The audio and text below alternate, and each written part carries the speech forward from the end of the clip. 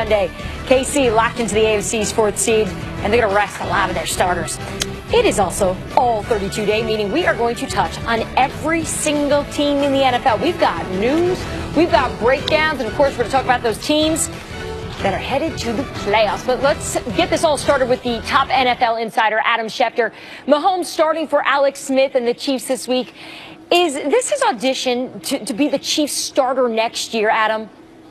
Diana, before anybody gets carried away, this is exactly what this is, where the Chiefs know that they have what they believe is a special quarterback in Patrick Mahomes. They want to give him some experience because next year the belief is it's going to be his team, that during the offseason, Kansas City is going to trade Alex Smith. This is not an audition for the postseason. This is not giving Patrick Mahomes playing time now to get him ready for the Baltimore Ravens wild card game, if that is in fact a matchup in the opening round of the playoffs. This is to rest Alex Smith, to make sure he's healthy entering the postseason, and to get their quarterback of the future, Patrick Mahomes, some added experience for 2018 and beyond. That's what this story is. But let's keep in mind, the Chiefs love Patrick Mahomes. And as successful as Deshaun Watson was early in this year, as much as the Bears liked Mitchell Trubisky, I think there was no team that was more impressed with its quarterback than the Chiefs were with Patrick Mahomes, and this will give everybody a chance to glimpse what he can do on Sunday when Mahomes makes his first NFL start against the Denver Broncos.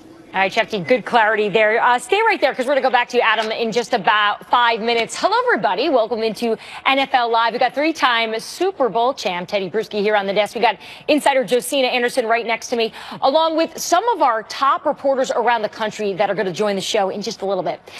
Let's begin, though, with the New York state of mind. Concrete jungle is where dreams are made of. A lot of nightmares, though. See Big Blue, for example. Pro Bowl safety Landon Collins let loose on Eli Apple during an ESPN appearance on the radio in New York. When asked what changes should be made to the Giants' secondary next year, take a listen to what he had to say. There's only just one corner that has to establish. He needs to grow up, and we all know who that is. I would be the only person I would change out of our secondary group.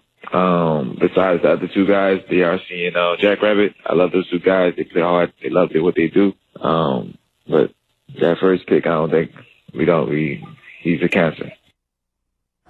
Well, we now know he's certainly talking about Eli Apple there in those comments. So a few hours have gone by since this all went down, about 12 to 15 hours, and here's the tweet.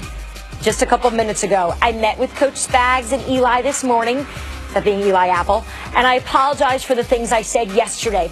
I never stopped supporting my brother teammate Eli and the rest of my teammates as we move forward. Just want him to know I'm always here for him. So certainly has different words today. Meantime, 2017.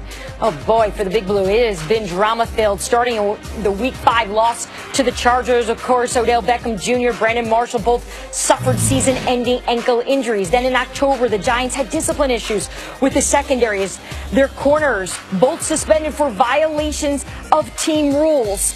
Then head coach Ben McAdoo opted to do the unthinkable: bench Eli Manning for Geno Smith, snapping Manning's streak of 210 consecutive starts. That was the second longest by a quarterback in history.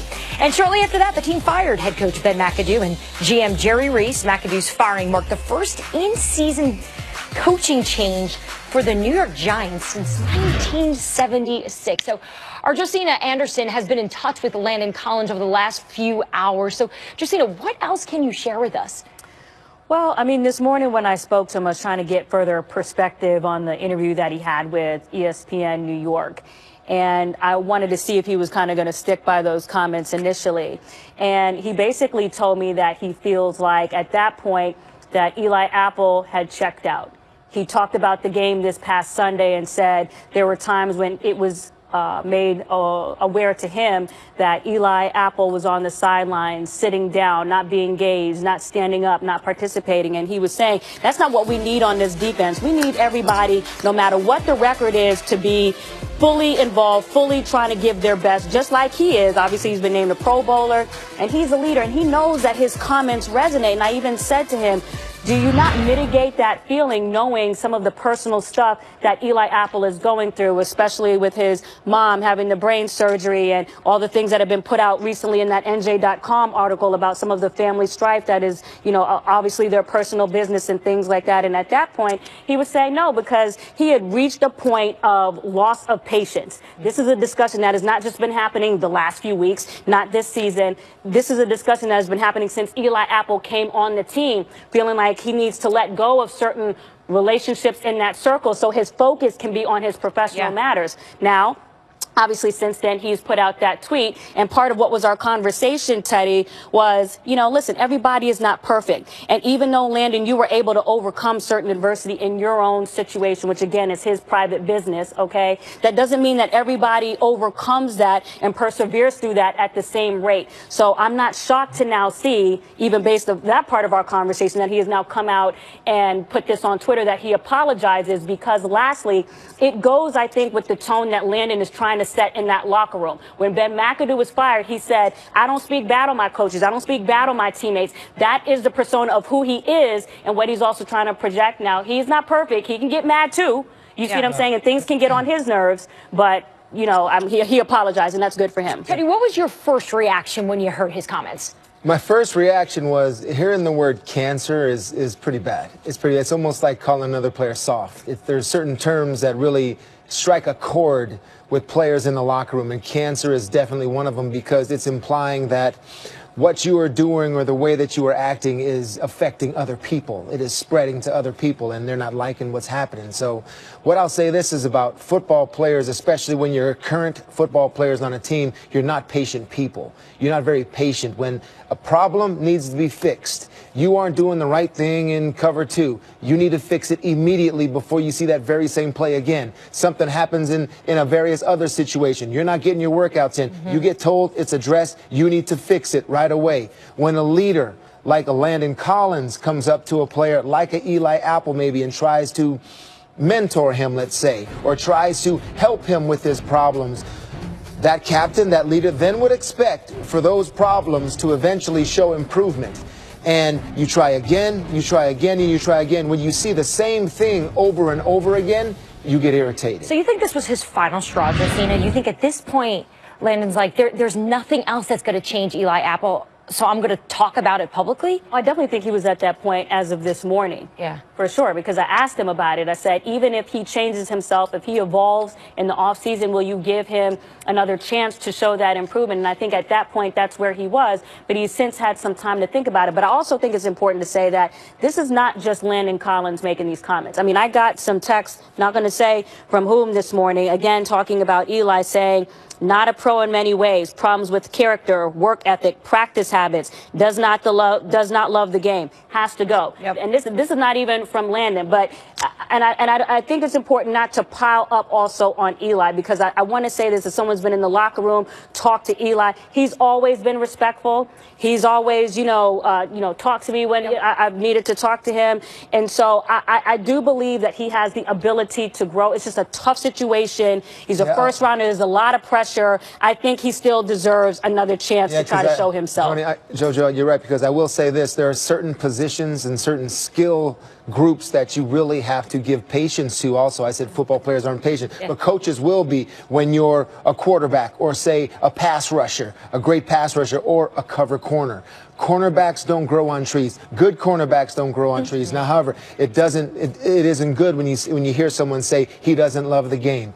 Can this be remedied? This is important for the next head coach of the New York Giants. And general manager. Yeah, and general manager. To come in, you got a lot of drama going on in that locker room. And I think the first thing, it wouldn't be who you're going to draft or who you're bringing in as a free agent. It's, can you fix your own locker room? That's what you have to consider. Can I say this? Can you imagine if, and we were just talking about this in the green room, if Dave Gettleman ends up being the GM? This guy had no patience for Josh Norman, got rid of him. Or if Louis Riddick ends up being the GM, we know how Louis Riddick is about his business. So Eli really has to understand that his job is possibly on the line. He's got to get it together first for himself, then his family, and then his teammates. You understand? And I'll say good move by the Landon in terms of the apology. Putting it out there. That's the Landon I know. I think that's great, because it's the first step if Eli Apple is to turn the corner and start playing good football again. Well, we're talking about an Eli that we don't know if he'll be on the team this year or at least next season, depending on who they decide to hire as a GM or a coach. But there's also another Eli, of course,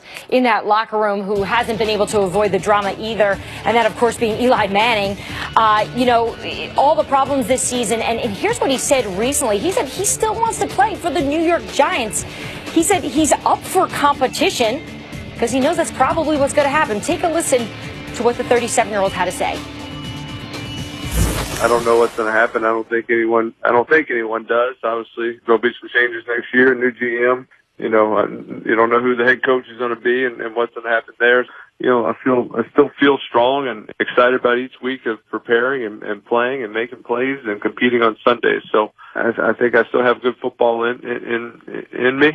I don't want to stop playing football. This is all I want to do. I don't have a backup plan. I don't have something I'm looking forward to doing when this is done. This is what I love to do. I love playing football. I love playing quarterback, and I want to continue to do it for the Giants. This is the only team I've ever wanted to play for, and I don't want to change, but I do understand how this season has gone, and with new people coming in, that if they want to make a change, then we'll go down that road. Well, it certainly doesn't sound like Eli Manning wants to be Eli the mentor just yet. Our NFL insider Adam Schefter joining us now. Adam, it sounds odd hearing Eli Manning competing for a job, but what are the chances that Eli is even around for the job? Well, I think they're pretty good right now, Diane. I think that the Giants' best course of action right now would be to go take a quarterback at the top of the draft. And I think everybody believes that they're going to do that. They're going to start building for the future with the new GM and the new head coach, where they can go get a quarterback that they can identify, whether that's Josh Rosen or Sam Darnold or Josh Allen or Baker Mayfield or whoever they decide on at the number 2 spot. And in a perfect world, who better to teach that young quarterback the ins and outs of playing that position, dealing with New York, than Eli Manning? And so I think you've heard him say it. He wants to come back and play. He wants to come back and play for the Giants. And the Giants might be able to get a couple of years out of him where he's in that position as a mentor and a figure that the new young rookie quarterback can look up to. And so I don't think that this is the end of Eli Manning in New York by any stretch of the imagination. I think he could be in a perfect spot to finish off his career as a Giant and help train his successor for the future. And you heard Adam say the Giants with that number 2 or number 3 pick in the 2018 draft. Adam, we'll get back to you in just a few. Still to come right here, though, on NFL Live. James Harrison, now a Patriot, just in time for the playoffs, too. What kind of impact will he have in New England? We're going to discuss all this, and we're going to go live out to Foxborough. And later, Chargers' Melvin Ingram joins us as the Bolts make one last push